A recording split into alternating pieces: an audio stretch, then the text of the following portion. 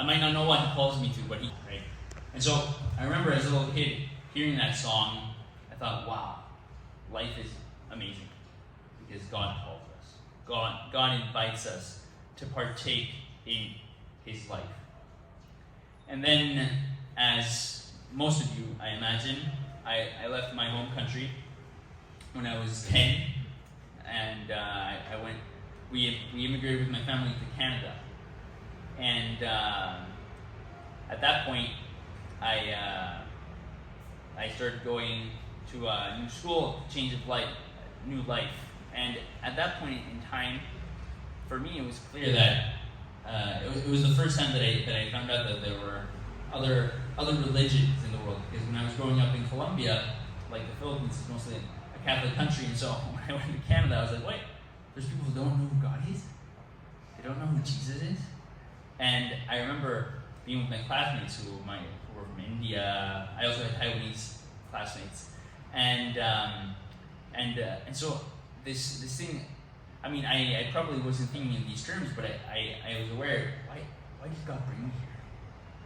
What does He want from me? I was 10, but these questions, they weren't. It's not like I thought about it every day, but once in a while, when I'd go up into the beautiful mountains and see a beautiful sunset or look out into the sea, I would think, wow, God is really great. What does He want? Why is He giving me this stuff? And then my parents wanted me to go to a Catholic school, right? My parents, I mean, there's many things I could say, so I won't be long, but I think if it weren't for them, I definitely wouldn't have the faith. But my parents weren't particularly devout. We went to Mass every Sunday, but it's not like they would talk about God at home, right? Only when I was a kid we'd say prayers, but at a certain point they just kind of like let us be, and we continued going to Mass together. But they always made sure that they wanted the best for us, to be educated with the faith. So my parents wanted me to go to a Catholic high school. And when I started going to this Catholic high, when I went to see this new high school, there was I went for a weekend. I might have shared this story with some of you. I got to this high school, right? It was actually a boarding school, and so I got there at nighttime, and everybody was already asleep. So we tried to find a sense of life. So we knocked on a window, and a priest came. I was about 12 by then. And the priest opened the window and he said, well, it's late, the doors are closed, why don't you just jump in through the window? So I just came in, I jumped in and said goodbye to my parents. And then when he closed the window, he said, welcome, when you become a priest, you can say that you entered the seminary through the window. I was like, what? Because I just want to come to school, right? Like, what are you talking about? What are you talking about seminary, right? And I kind of like froze. I was like, what is this? Anyways, that place actually, that boarding school was actually a seminary. My parents didn't know. They just heard it was a school. They heard there was an open weekend. They sent me. Anyways, the weekend impressed me for a very simple reason. Nothing dramatic happened. But I saw how these monks lived, right? They'd get up early, have Mass, they worked the fields, they pray again, right? And I thought, wow, these men live for God. I mean, I was 12 years old, but I recognized these men live for God, right? And I was like, this is too much. This is too much. I don't want to be here. I want to go back home. And so my parents came. I said, never. I'm never going to come here. My mom said, don't worry. You don't have to come here if you don't want to. But as we were leaving, it's as if this simple thought, right, these men are living for God, became a question in my heart as I was driving out. God was asking me, I asked myself, what if God wants this from me? What if God wants this sort of life from me? And so this question after that day, never left me. I might not have paid attention to it every day, but it never left me. And again, my story is one of continuous movement because my dad wasn't able to find a job in Canada, so we ended up moving to the U.S. And in the U.S., again, I ended up going to another Catholic school.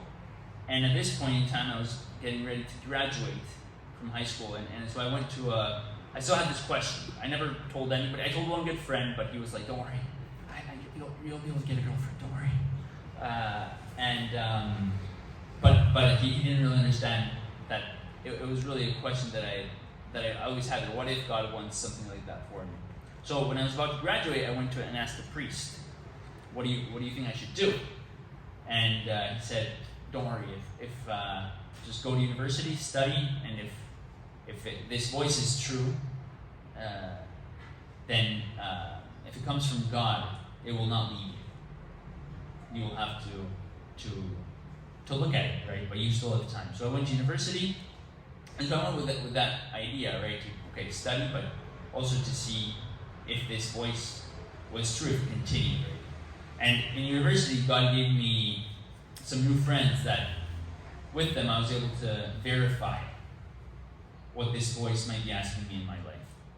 Just like we hear in the gospel today, right? The good shepherd, right? The sheep hear his voice. So just like Samuel, the prophet, right, hears the voice of God in the night. And of course, God's voice then becomes incarnate in Jesus. This voice also becomes flesh through the people we meet. And so for me, this voice became flesh through the friends that I made at university, who were also Catholic. They belonged to an Italian group, an Italian movement, and so I became friends with them. And very naturally, I started slowly but surely understanding that everything that I was living had to do with my faith. At the beginning, my first years of university, I would tell my friends from class, I'd be like, oh, Friday night I have my Catholic group. I have my church group. I wasn't even Catholic, I have my church group. And so my friends, okay, you can go to your church group, right? And so my church group was on Fridays. That was my Friday night activity, my church. All the other days, I was, maybe I'd go running one day, biking the other. I like sports. Anyways, maybe another day with friends from one of my classes, right? And at a certain point, one of these friends told me, have you ever thought about inviting anybody to come here? Some of your other friends, right? And it had never crossed my mind. My life was divided. I did my church activity on Fridays, Monday was this, Tuesday was that, so on and so forth. There was no unity to my life. And at that point, I remember my friend said, look, God wants you to. He wants you to live with your friends, live your studies with Him. And at that point is when I started really understanding how this voice that I had in my heart, right? If I wanted to live for Him, meant really living each day for Him. If I wanted to verify this, it meant trying to live every day to the fullest, asking Him to be with me. And so, of course, I was verifying also to see if this voice was true, right? Going toward the priesthood, so I started going to Mass every day. I started praying a little bit more, but asking this question, right? The possibility is, does God really, is He really a part of everything I'm doing, right? Of my studies, of my friends who don't know Him. And the more that I lived with this question, the more that life became beautiful. The more that being with my economics, I studied economics and political science, being with my economics friends became interesting. Their questions kind of also became my questions, right? Knowing that Jesus was sending me there to be with them changed the way that I was with them, right? And of course, my Friday group was still my Friday group, but then I started inviting other people to it. And at some point, there were other people. I said, well, why don't we just start the group at university, right? And so then we started meeting at the university with some the new people that I had met. And so anyways, going towards sort of the end of my years of university, my last year of university was a beautiful year where I was loving what I was studying. I had these new friends that I had proposed to this group, right, to discuss our faith. And the first people that I had thought of inviting, they came once, and then they never came back. But because he was there, and I was like, okay, God, what do you want? Do you actually want this, right? And all these people ended up coming that I never expected, right? New friends that he was giving me. And at that point, I realized, wow, if this is what it means to live for God, to live this type of friendship, then I want this. If this is what living for God means. At the same time, I was talking about this question with a priest, right, with an Italian priest that I had met through these Italian friends. So, anyways, when I was going through this last year of university, I realized I want this forever, even if this means going to the other part of the world. I would have never imagined I was going to come to Taiwan. That was like the last thing I'd ever imagined, right? And who knows where God will take us still, right? But at that point, I was ready to ask to be admitted to seminary, right? And so when I asked the priest, the Italian priest, if I could enter the seminary, he said, "Why? Why do you want to enter seminary?" Right?